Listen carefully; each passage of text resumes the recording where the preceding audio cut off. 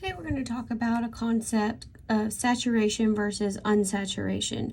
If you had me for Gen Chem, or if you had Gen Chem at all, which you should have, we've previously talked about saturation and unsaturation in terms of how much of a compound will dissolve in solution. This is completely different. All right, so here you probably encountered this in the real world in terms of hearing on the news people talking about saturated versus unsaturated fats, or really saturated fats. All right, so let's define what these are. So saturation is defined as a molecule, organic molecule, with only single bonds and no rings. Okay, so I'm going to draw like this structure. This would be saturated. Now let's look at it, and I have 1, 2, 3, 4 carbons. So I'm going to draw this in a line now. And I'm going to draw the H's because that's going to be important. Because what saturation and unsaturation refers to is the number of hydrogens that there are versus how many are expected. Okay, so looking here, or well, maybe not just hydrogens. Anyway, all right. You can see every carbon has 2 hydrogens on it. So hydrogen 2 times the number of carbons. And each one on the end has an extra hydrogen. So 2 times the number of carbons plus 2 is the number of expected hydrogens. Now, it would be the same here, or, unsaturated or fully saturated, if you had this with, like a bromine or some other halogen.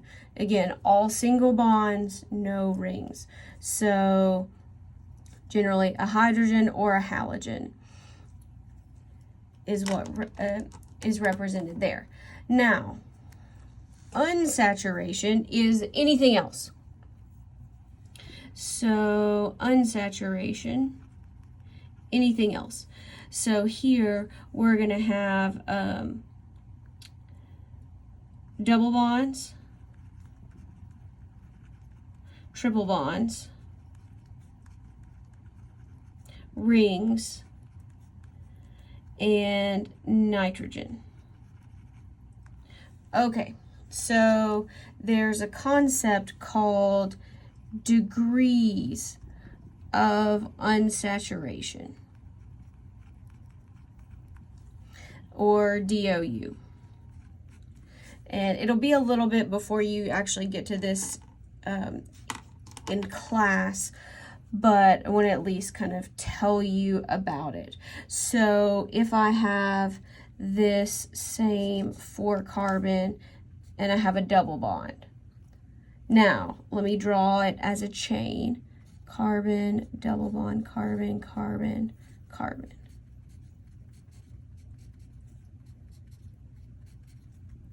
Now look, this is a double bond, so carbon needs 4 bonds, so there's only 1 hydrogen.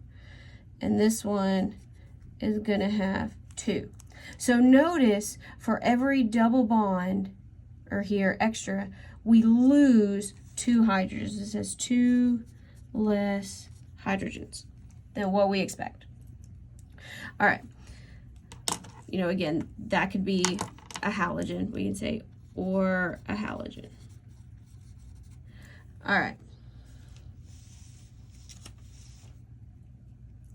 So every double bond, we lose 2 hydrogens. So there's a formula that you can use here.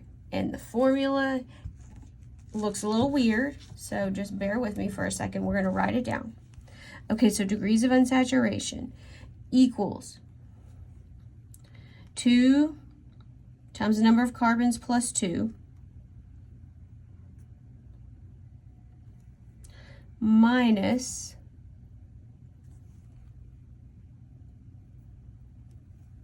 actually we need to add the number of nitrogens, because a nitrogen has an extra hydrogen, minus X minus H, and we're going to divide that by 2. Okay,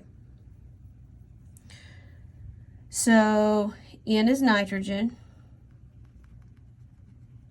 and because, so we add this, so a nitrogen adds an extra hydrogen, because look, if we have this nitrogen, so see here, we have 1 extra. So this carbon, or well, kind of coming on here, has a total of 3 nitrogens coming off of it. So that's a little weird. All right, and then we're going to have X is a halogen. So that's going to be your chlorine, fluorine, bromine, iodine. And H is your number of hydrogens. All right, so again, our halogens and our hydrogens, they are single bonds. So here's where we're adding hydrogens, and then we divide there. All right. So here we go. And we divide by 2 because each one has hydrogens. Okay, so any degree of unsaturation, again, we said could be a double bond, a triple bond, a ring, you know, and then we dealt with the nitrogen there. So here's just, this is a formula. It's just kind of a pattern. And so it just kind of helps you keep in mind, you know, what they are. It's just an introduction. You'll cover a lot more once you actually get into the material later.